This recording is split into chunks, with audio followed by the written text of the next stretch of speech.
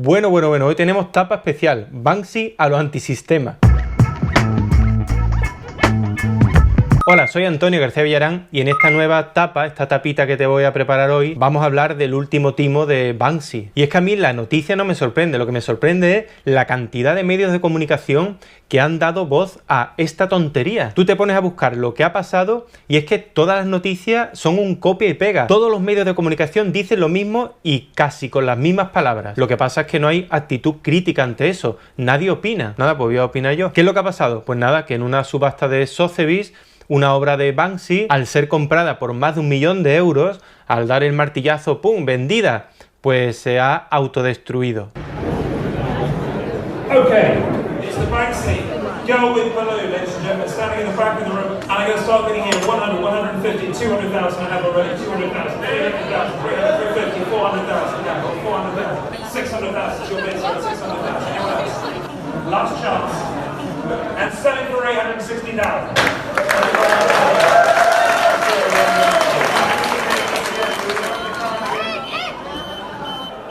Yeah, if you could maybe get one of the technicians quickly to go and take it over there, that'd be great. Quickly. Okay, we're moving on, ladies and gentlemen. Ladies and gentlemen, we are going to move on here. Sorry, if I have your attention.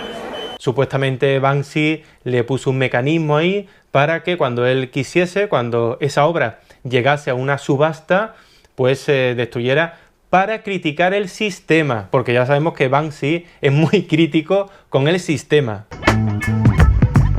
Yo creo que esto es una gran trola, ¿eh? Una trola que se la ha tragado el mundo entero, vamos, casi todo el mundo. Pero vamos a analizarlo, vamos a ver. Esta obra supuestamente la hizo Banksy en 2006, que la obra en sí es una tontería, o sea, es una niña con un globo con forma de corazón. ¡Qué original! ¡Qué bien! Muy bien, Banksy, muy bien. Y ni siquiera es la obra original era una plantilla pues que está en la calle, en un muro. Street art. Pues esta obra es una pequeña copia de esa plantilla, que además tenía un marco que Banksy ha dicho que ese marco lo hizo él, le puso hasta un mecanismo, han salido imágenes de Banksy haciendo ese mecanismo con las cuchillas.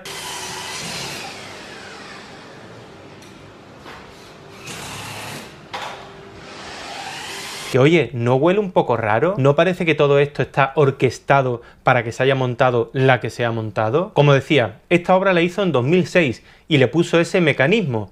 Y digo yo, estamos a 2018, han pasado 12 años. Ese mecanismo iría con una batería, digo yo, ¿no?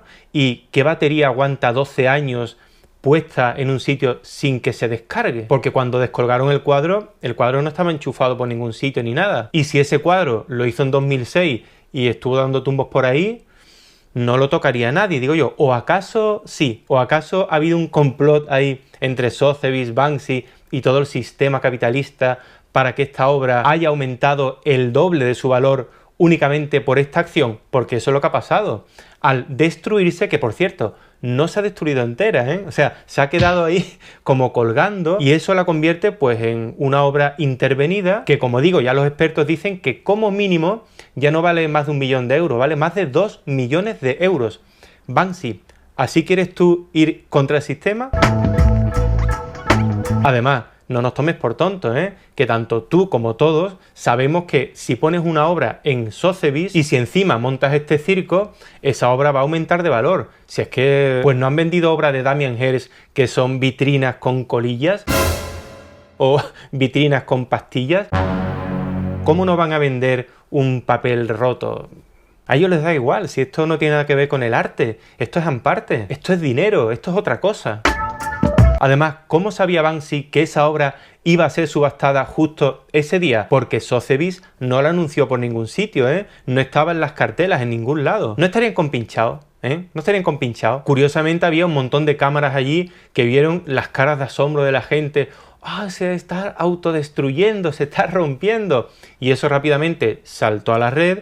Por supuesto saltó al perfil de Banksy, que además tiene en Instagram, que yo lo he visto, tiene un perfil validado. O sea, para tú validar un perfil, yo creo que tienes que dar tus datos, ¿no? Y si das tus datos, Instagram tiene que saber quién es Banksy, o por lo menos quién se hace pasar por Banksy y se puede rastrear a ver quién es. Pero claro, a nadie le interesa eso. Es una marca, ya es una marca que da tantísimo dinero que no le interesa a nadie.